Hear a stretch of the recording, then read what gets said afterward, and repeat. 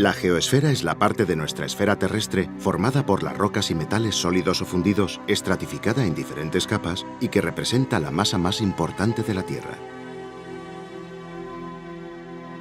Durante el periodo de formación de nuestra Tierra, cuando se produjo su fusión total, los diferentes materiales que la componen se ordenaron por densidades y características químicas. Según estos criterios geoquímicos, la estructura de la geosfera está conformada por varias capas. Por un lado nos encontramos con la corteza, que es la capa externa o superficial de espesor y origen diverso, en donde se pueden diferenciar dos partes.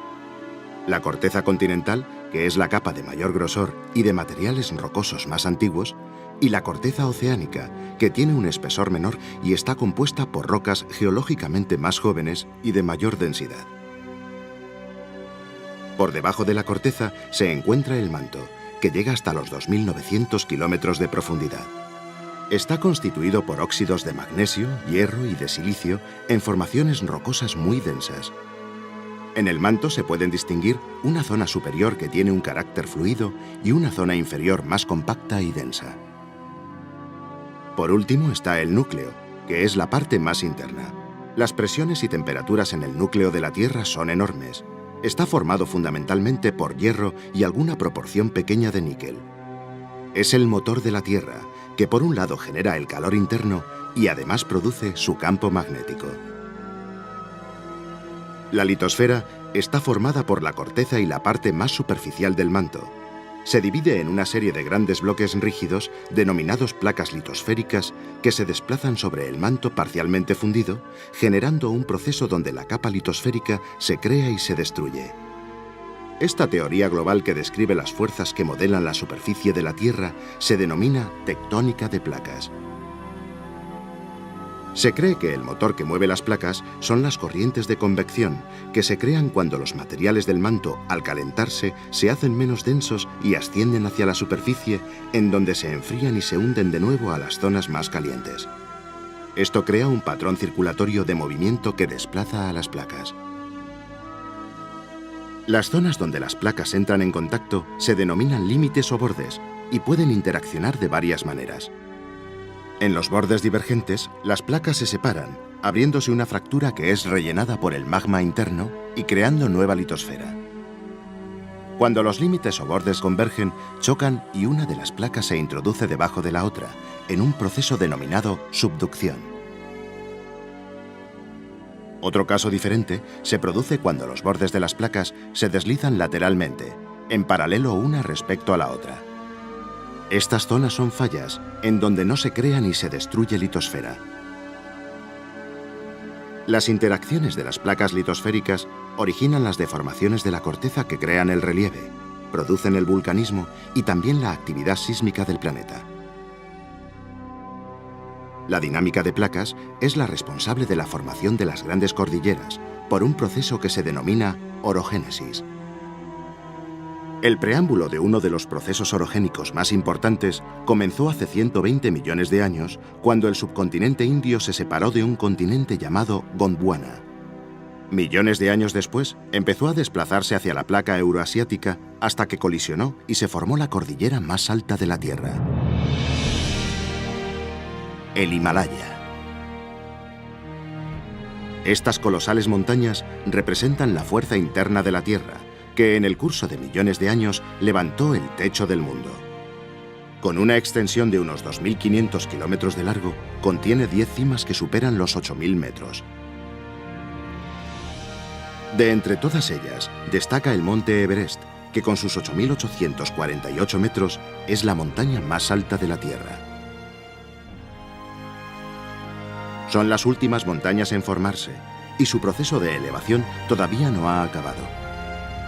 El empuje del continente indio persiste y sigue incrementando la altura de algunas de estas cumbres. La magnitud de esta cadena montañosa determina el clima de la zona e influye sobre la climatología global del planeta.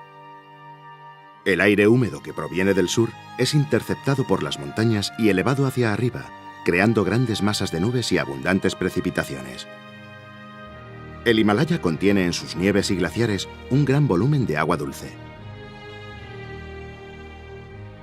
Una cadena montañosa de similar importancia es la Cordillera de los Andes, que recorre Sudamérica paralela a la costa del Pacífico. Se formó por el empuje producido por la placa de Nazca, al hundirse por subducción bajo la placa sudamericana, originando la elevación de la cordillera y también una gran actividad volcánica y sísmica. Otro complejo proceso orogénico se originó con la colisión entre la placa africana y la euroasiática, que creó el mayor sistema montañoso europeo, los Alpes.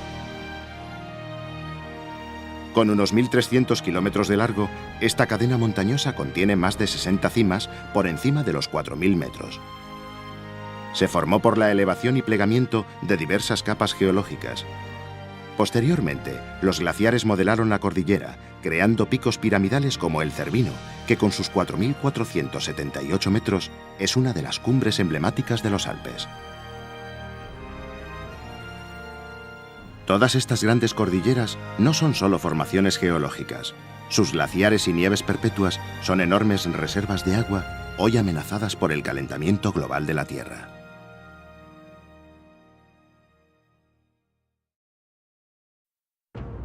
Las fuerzas internas del planeta se manifiestan en los bordes o zonas de contacto de las placas, generando la actividad sísmica y el vulcanismo.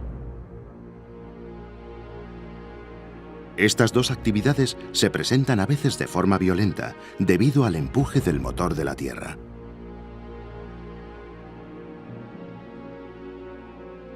Los terremotos son liberaciones bruscas de energía que sacuden la corteza terrestre, causadas por la interacción de las placas litosféricas.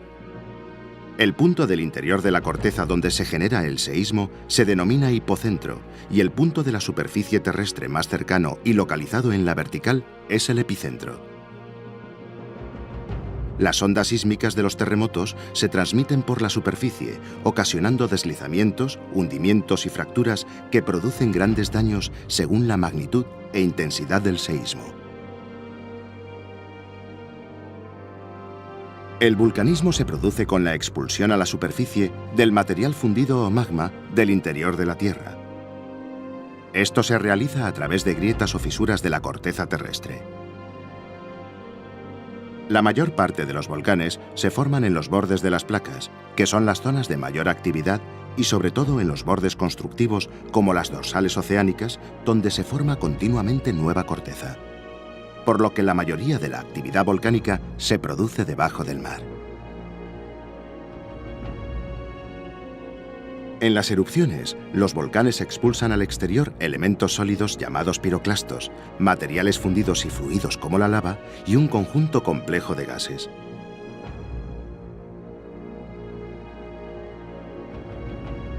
Los volcanes crean islas, montañas y nuevas rocas.